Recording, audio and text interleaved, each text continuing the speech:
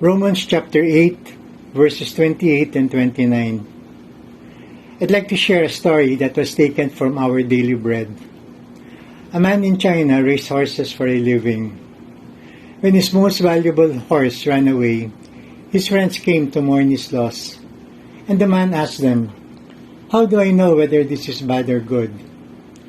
Days later, the horse returned with several horses following it.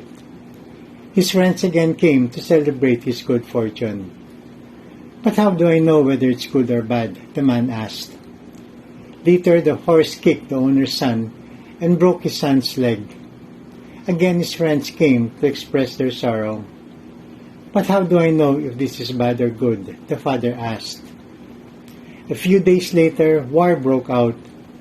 The man's son was exempted from military service because his leg was broken.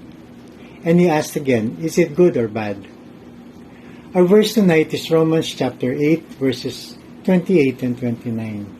And it says, "And we know that in all things God works for the good of those who love Him, who have been called according to His purpose. For those God foreknew, He also predestined to be conformed to the image of His Son." Romans 8, verse 28 is a promise that everything works for good for those who love God and have been called by Him. This evening we ask three questions. How do we know this promise is true? What is the good that we are claiming? And what does this mean for us today? Do you believe that all things are working for the good, even when the world is filled with suffering, hatred, and violence? When times are good, when we have good jobs, our families are doing well, no one is sick. In times like this, it is easy to say, we know that in all things God works for the good of those who love Him. But what about the other times? With the war in Ukraine, prices of gasoline going up, COVID is still around, and poverty that is widespread. So how do we know that the promise is true? Paul tells us that we simply know that God is working all things for the good. We know it by faith because God is in control and God is good. But this promise has conditions. The promise is for true believers only. It does not apply to everyone, for Paul clearly says, "For we know that in all things God works for the good of those who love Him." So who are these people who love God? Paul is talking about true believers. The verse also tells us that it is for those who have been called according to His purpose. Verse 29 says that everything works for the good of those God has predestined to be conformed to the likeness of His Son, those He predestined and called and justified and glorified. In other words, this is a promise that applies only to the true believer, the one who is being conformed to the image of Jesus. And Paul is talking about true followers of Jesus. It is not a promise that all things work together for the good of all people. In other words, we cannot go around telling everyone not to worry because God always works things out for their good. That is not what the promise says. The promise says that God works all things for the good in the life of the true believer. The next condition comes from a question. What is meant by good? If good means rich, then our verse is not true since many Christians are not wealthy.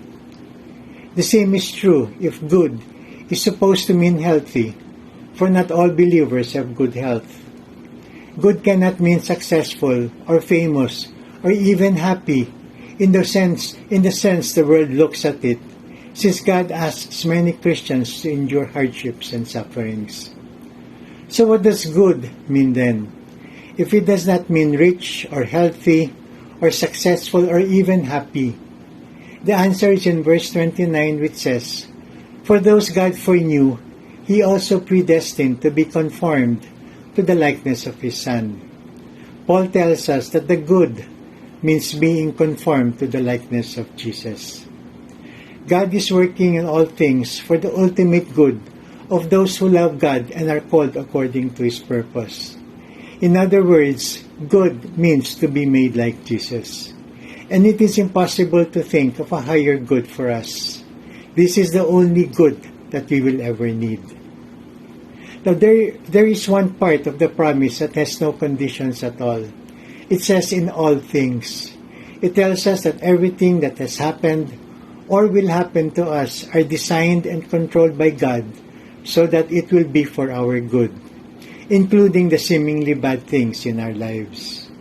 And how does this apply to us today? This promise tells us that sickness, suffering, persecution, grief, and other tragedies can be used by God for His good end. It means suffering is not worthless. God has a purpose for everything that happens to us. Romans chapter 8 verse 28 is a verse that we will claim again and again. We will need it for our bad days, our times of frustration, in times of sickness, in times of failure. God does not promise us a bed of roses. On the contrary, He tells us that in this world there will always be trouble. And Ecclesiastes tells us that there is a time for birth, a time for death, a time for killing, a time for healing, a time to laugh, a time to mourn, a time to grieve, a time to dance. Everything that happens to us, according to God's good purpose, is part of our journey where God will make everything good and beautiful in His time. To God be the glory.